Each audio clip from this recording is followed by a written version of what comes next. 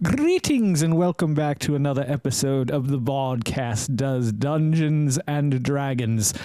I am your host as always, DMJ. And you ever do that? You're in the middle of a game, you really got a cool voice for this character, and about 20 minutes, 30 minutes in, all of a sudden you're just talking like yourself. I struggle with that after 30 years, and my players will tell you that I love to ham it up. I am a ham. I had a few brief things I wanted to cover in Dungeon Alchemist, things that aren't quite capable within the software itself at the moment, and how I get around them. For example, multi-levels. At the moment, right now, you can't shift from like one map to another map and have it be like the second level of a castle or whatever and whatnot. And that makes it very difficult as a DM because now I either I'm telling you my solutions now if you're wondering what they are. Either A, I have to create different parts of the map that hopefully can't see each other, or I have to put up borders so that they can't see each other so I can just move them from one section of the map to the other, or I have to save that map as a copy and then go ahead and I've got the floor plan and I can take and add and remove, or however you can do it any way you want. But those are the two ways that I've been managing it so far.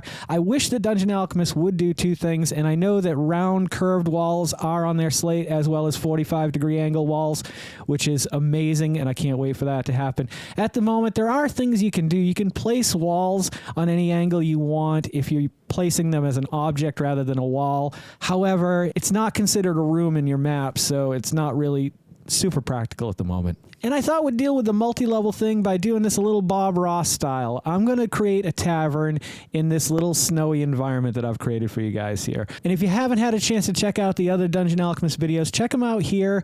I'm really enjoying making them, and they're just baby steps showing you guys the basics. And we'll get deeper into it the further we go. And if there are specific things that you guys want me to talk about or build, let me know in the comments below, and we will definitely handle those in a future video. Also, if you're loving the content, would you please consider subscribing to the channel?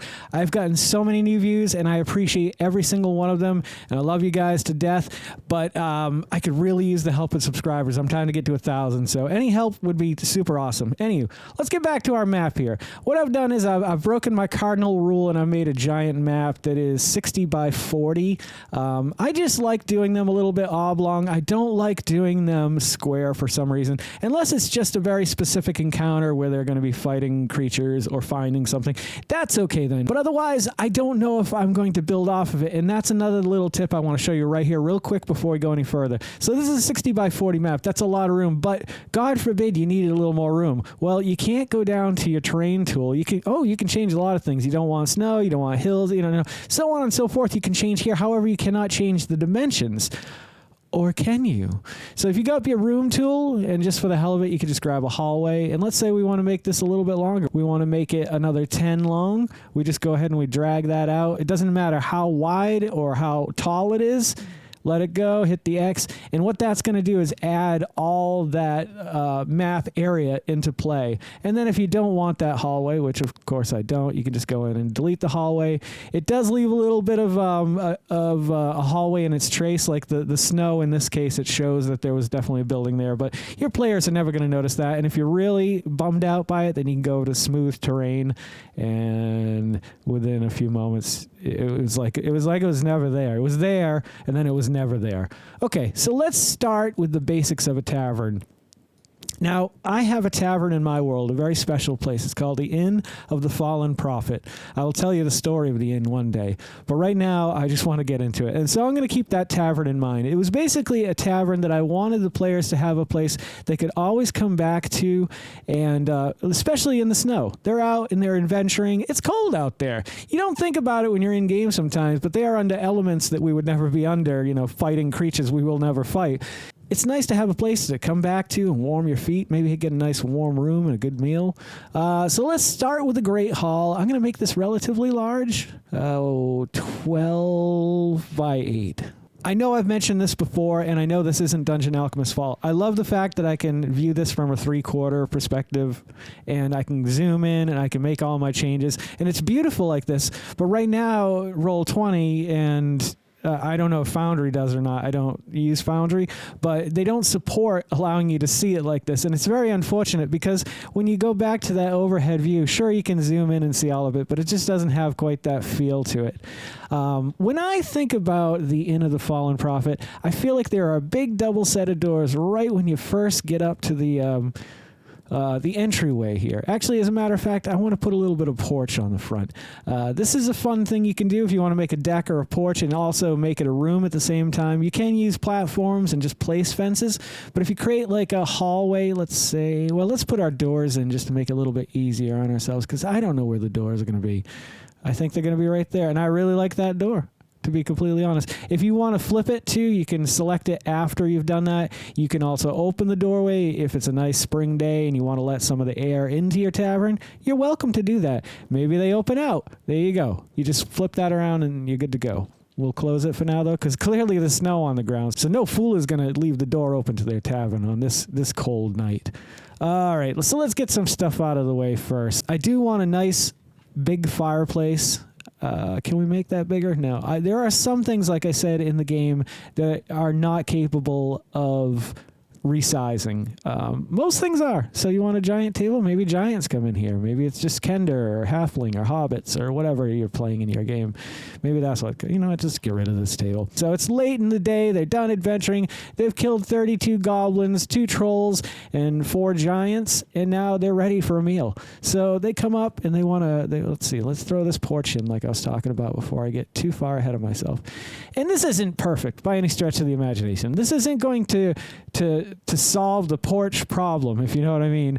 But it is a workaround, and it's one that I kind of just figured out on my own. And I'm sure I'm not the first person to ever discover this either. But I was really excited when I did. So we're going to go to, walls. So we're going to go over to walls, and now we're going to go to either fences or half walls or iron banisters. For this, we're just going to go with a nice wooden rail. And we just want the outside, not the inside. So if you see you're in the inside of the room, it takes that back wall away. When you come back out, it's just the outside wall. So biggity bam. We'll do that over here as well. So people who do come to this tavern, if it's a nice spring night, a summer night, it's warm out, they want to watch the stars twinkling in the sky, they can come out here and have a meal. Perhaps we'll play some tables out there later on. But due to the fact that it is the winter season, they have kind of closed the outdoor. But we got little doors heading out there. Isn't that nice? Okay, let's go to that floor that I'm not a huge fan of. We're going to go back to the wooden floors over here. And I dig this one. I don't know if it's going to work for the tavern, but let's take a look. Oh, yeah. It's a little ritzy, but I like to think of the Inn of the Fallen Prophet as a little bit fancier. It's been around. It's stood the test of time. It's been there for hundreds of years. I wish I could wear those floors a little more if there was a feature in here. Like, I know you can go down and there are like ruins, which we could go in, but I mean, it's not really a ruin, although I do kind of like that. It's a ruin now. And of course they couldn't afford any other wood, so their decks or their porches out front are also the same wood. Okay, so where is the bar? The most important thing is the bar at in an inn and tavern, I think, because everything happens at the bar. You go talk to the barkeep first, and you're like, hey, what's the deal with this town? What's going on? Why are all these hooded dragon men walking around? What's the dealio? So you go there and you find out. And then the shady guy in the corner, he overhears you and he slips you a note. Meet me in my room. You know how it works out with D&D. But I think that the bar is going to sit next to the fireplace. I don't see any reason why the bartender couldn't enjoy a little bit of the heat from the fire as well as those patrons within the inn. We're going to search for bar. There's a lot of options. I really dig these. For the sake of time and argument, I'm going to go with a light wooden counter. Okay, we're going to expand off of that a little bit. There's a deer head on the wall, of course. Of course there's a deer head on the wall. Why wouldn't there be a deer head on the wall? That'd be crazy to think that there wouldn't. So you're going to need some stools at this bar. And what would any bar be without a few nice stools? And we're going to go with the really nice leather-backed ones. In a scenario like this, I usually just go overhead so that I can get things kind of a little bit lined up a little bit better. Not that they need to be, not like somebody's just going to like get out of their seat and place their seat perfectly on the floor. Anyway, you can see how this works. So we've basically built our main room here. We can redistribute our tables if we want. And for the sake of time, I've gone ahead and just placed those tables around the room. This seems to be the main entrance here. We're just going to go ahead and get rid of that. That way, if we wanted to put something on that wall, we could. It's so easy to, move things around, resize them, align them how you want. Perhaps this one's over near the bar because he's got to tap it real soon. We need a little bit more light over here. Let's go ahead and duplicate that and this. And I think that's going to lighten things up a little bit. Perhaps a chandelier dropping down from the ceiling. The one that I find the most effective is this one with the green balls. I don't know why it is so bright compared to the other ones, and I know you can adjust the light. If you haven't seen that in a previous episode, I kind of went over those details. Anyway, that kind of allows us to see the room a little bit better at night. They've come in, outside is dark. Well, let's go ahead and let's change it tonight. Let's see how it's going to look at night. And that's the cool thing about this whole global lighting, is being able to switch it on the fly and being able to change the coloring, like I said in previous episodes. It's just kind of neat to see it in a different light. Perhaps if it was a tundra or a barren wasteland, this blue lighting would look really cool. The white lighting is really harsh, I have found, so I usually end up leaving it on a yellow.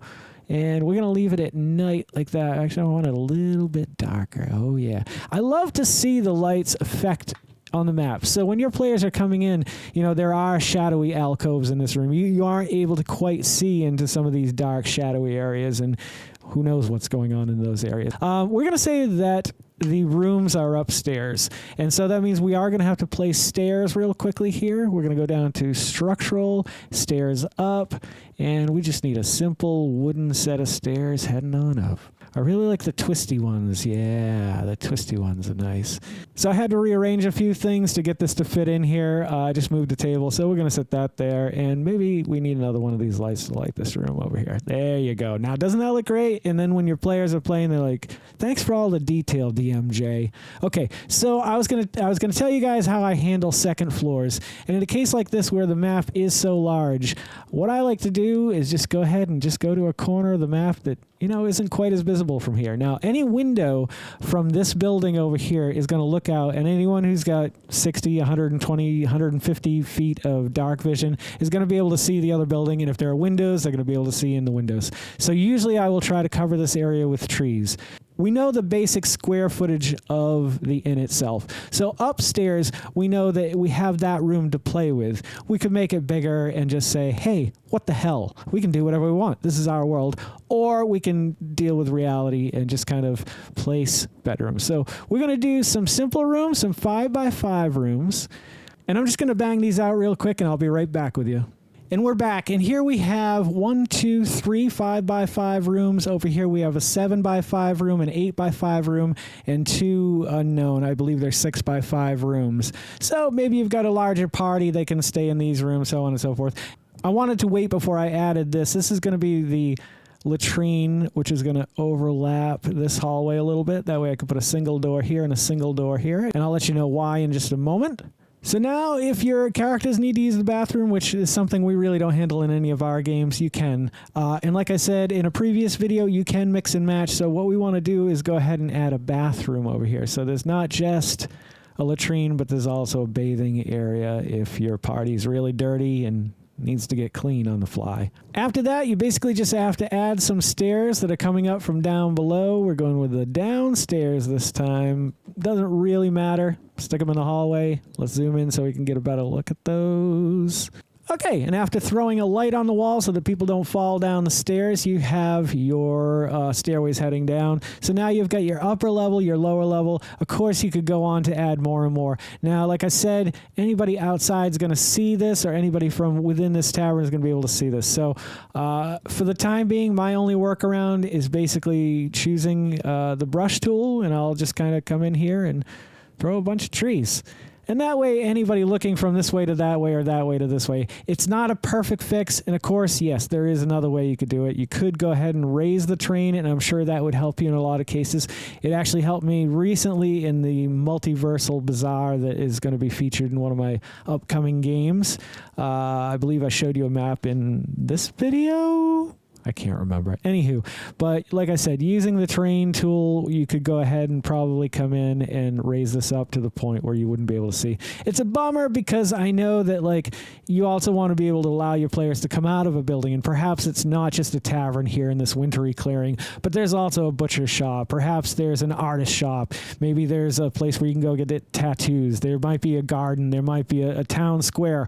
In those cases, you're just going to have to create a second map for your other layers of those buildings. It's a workaround. It's not the biggest pain in the ass, but it'll be great if they ever incorporate, Dungeon Alchemist ever incorporates multi-level. And of course, we know that the angular and circular walls are coming up, I believe, in the next update, whenever that is coming. I look forward to it, and I will be here to share that experience with you the day that it launches. And I really hope you guys are loving the content I'm creating as much as I'm loving creating the content that you guys are watching. If you are, would you please consider liking, commenting, subscribing, sharing, and hitting the little bell icon, because it'll let you know every time I put out a new video. Don't forget to make somebody smile today and make yourself a better person tomorrow than you were today. Tomorrow, let's make the world spin a little bit happier and a little bit more dragony together. Let's sing and dance in the sun and in the rain as one, my brothers and sisters. Live life to the fullest and love every moment of it, because you just never know when that last moment's going to come for you. However, never live in fear of that moment. Always live in love and never let your inner child die. Oh God, I think I just saw a Tarrasque. Take care of yourselves. Take care of one another, and take care of those around you who cannot take care of themselves, for they are the ones that need it the most. And if no one has told you that they love you today, the Vodkast loves you very much, just the way you are. All right, guys, do no harm. I'm Geycen Oliveira, and this is the Vodkast, and I'll catch you guys a little bit further on down the road. Take care, my friends, and happy adventuring. Don't go to sleep with a catch it in your pocket.